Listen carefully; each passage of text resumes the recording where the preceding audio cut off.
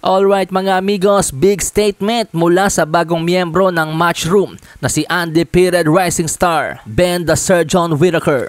Sa kanyang Matchroom debut, isang first round knockout distraction ang ipinamalas ng Prince na si Mamed ng light heavyweight. Kung saan sa loob nga lamang po ng isang round ay tinapos niya si Benjamin Gabatsi. 1 minute and 23 seconds ang nalalabi sa first round nang magpakawalan ng tatlong matinding kombinasyon si Whittaker.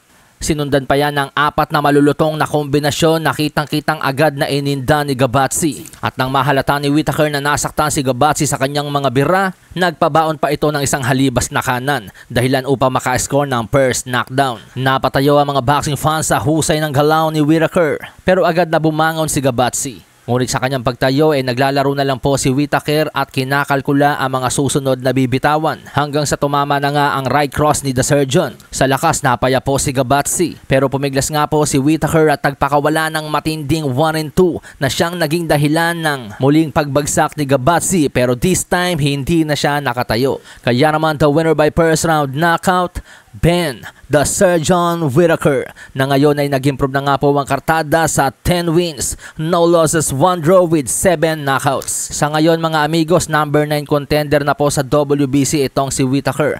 Pero dahil sa panalong ito, posibleng sa susunod na update ng WBC rankings umakyat pa ang ranggo ni The Surgeon.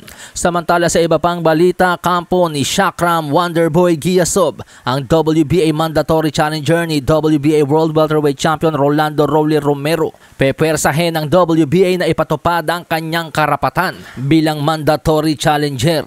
Si Giyasov na may kartadang 17-0 with 10 knockouts mula sa bansang Uzbekistan ay matatandaang mandatory challenger pa ni former WBA champion Aymantas Stanionis, pero matatandaang nagbigay daan kay Stanionis para maipag-unification ito kay Jaron Boots Ennis. Matatandaang buwan ng Mayo naman po mga amigos ng talunin ni Rolando Rolly Romero si Ryan Garcia. Napanalunan din po ni Rolly ang bakanting WBA World Regular Welterweight title. Nakalaunan ay in-upgrade ng WBA as full title nang umakyat nga po ng junior middleweight si Jaron Boots Ennis. Kaya naman si Romero na po ang WBA full champion at ibig sabihin nun, next in line sa kanyang titulo si Shakram Giyasov. Pero dahil mas malalaking pangalan sina 8th Division World Champion Manny Pacquiao at newly crowned WBO World Welterweight Champion David the Dream Haney kaysa kay Shakram Giyasov, malaki ang potensyal na maagaw ni Pacquiao at Haney kay Shakram Giyasov ang Rolando Romero fight. Humihiling ang kampo ni Romero ng special permission sa WBA na wag munang dumepensa kay Giyasov.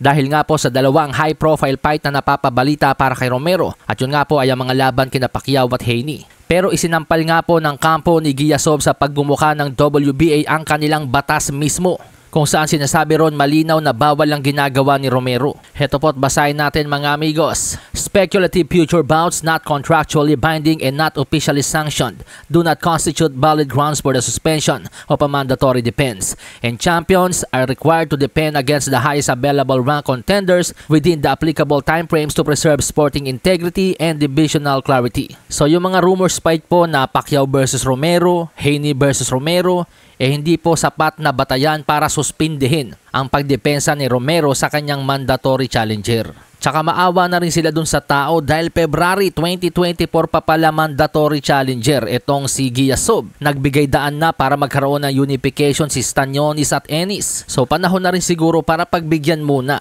si Shakram Wonderboy Giyasov.